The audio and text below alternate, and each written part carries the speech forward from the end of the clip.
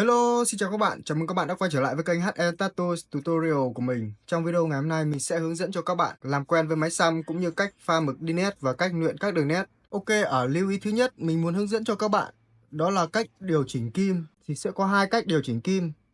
Cách điều chỉnh kim thứ nhất đó là các bạn hãy để kim thò ra ở mức là 1,5 đến 2 mm. Các bạn có thể nhìn thấy ở đầu kim độ dài của nó thò ra từ 1,5 đến 2 mm.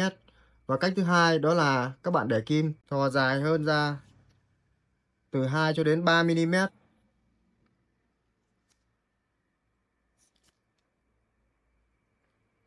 Đối với cách thứ hai để kim thò ra từ 2 cho đến 3 mm thì các bạn sẽ áp dụng cho đối với các hình xăm có độ chi tiết cao.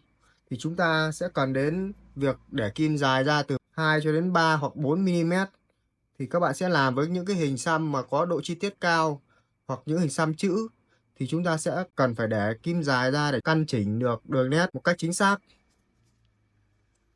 Tiếp theo ở cái lưu ý thứ hai mình muốn hướng dẫn cho các bạn đó là khi các bạn làm việc với đường nét thì ở đây mình sẽ chia ra làm đường nét ngắn, đường nét trung bình và đường nét dài. Thì đối với đường nét ngắn các bạn sẽ sử dụng ngón tay.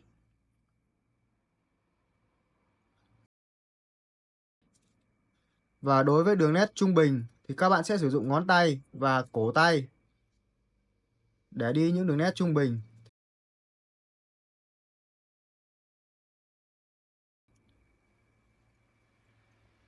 Với đường nét dài thì các bạn sẽ sử dụng ngón tay, cổ tay và cả cánh tay để đi những đường nét dài. Ngón tay, cổ tay và cả cánh tay. Về phần tốc độ thì mình sẽ lấy ví dụ điểm A tới điểm B. Chúng ta sẽ đi với một tốc độ tay cố định từ điểm A tới điểm B.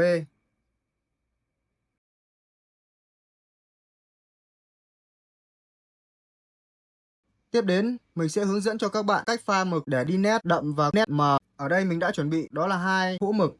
Thì cái hũ mực mình đang sử dụng đó là cái phi của nó là phi 14. Một hũ mực để đi nét đậm và một hũ mực để đi nét nhạt. Thì mình sẽ hướng dẫn cho các bạn với một chai mực gốc. Khi chúng ta đi nét mực đậm, các bạn sẽ cho vào hũ mực đó là từ 16 đến 20 giọt mực gốc. Còn đối với hũ mực nhạt thì các bạn hãy cho vào từ 1 cho đến 2 giọt và sau đó các bạn đổ phun với dung dịch nước pha vào hai hũ. Trước khi pha mực làm việc thì các bạn hãy lắc đều chai mực gốc.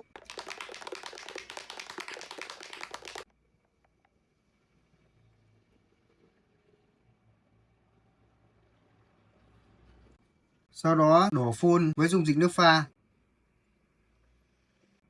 và ngoái đều. Tiếp theo các bạn hãy chuẩn bị cho mình một ly nước để khi mà chúng ta đi đường nét đậm với hũ mực đậm thì chúng ta sẽ cho kim vào và rửa sạch mực đậm để nhúng vào phần hũ mực nhạt để làm việc. Tiếp theo mình sẽ hướng dẫn cho các bạn cách đi nét đậm và nét nhạt. Có hai ví dụ từ điểm A đến điểm B. Giữa nét đậm và nét nhạt thì các bạn sẽ đi với một tốc độ và với hai chum mực khác nhau, chum mực đậm và chum mực nhạt.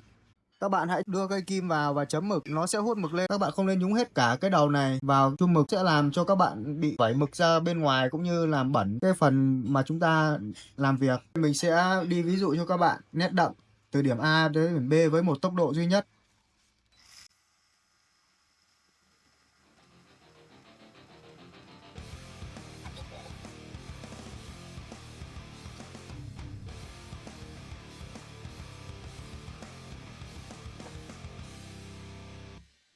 Các bạn cũng có thể thấy rằng mình đi từ điểm A tới điểm B với ngón tay và cổ tay để đi từ điểm A tới điểm B.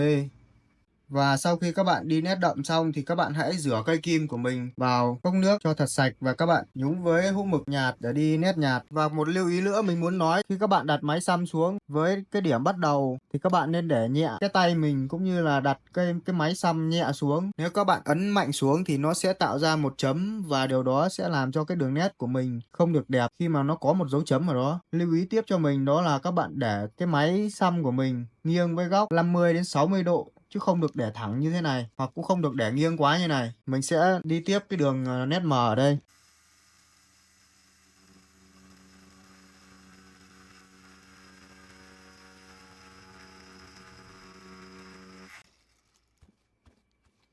Các bạn có thể nhìn thấy sự khác biệt giữa nét đậm và nét mờ khi chúng ta sử dụng chun mực đậm và chun mực nhạt. Các bạn muốn tạo được một cái nét mờ này thì các bạn lên nhấc tay của mình và căn chỉnh cái đầu kim nó thò một chút, đâm vào bề mặt da thôi, và các bạn đi nhẹ thôi thì nó sẽ tạo ra một đường mờ. Cũng như khi chúng ta đã pha được cái mực mờ này rồi thì các bạn có thể đi thoải mái mà không sợ nó sẽ bị đậm.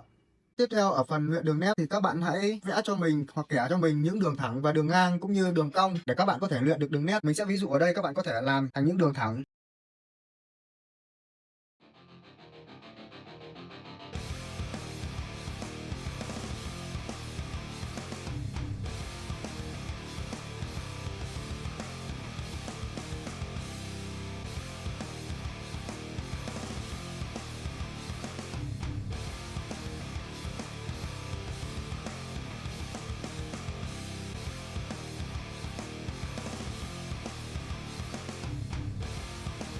Hãy luyện những bài tập này thật nhiều, nó sẽ giúp cho các bạn. Và một lưu ý nữa, khi các bạn làm việc hãy để căng tay mình ra như thế này, tạo cho mình một cái thói quen khi các bạn làm việc, để khi chúng ta đưa cây kim vào bề mặt da nó căng, vì thế cái mực nó sẽ vào dễ dàng hơn.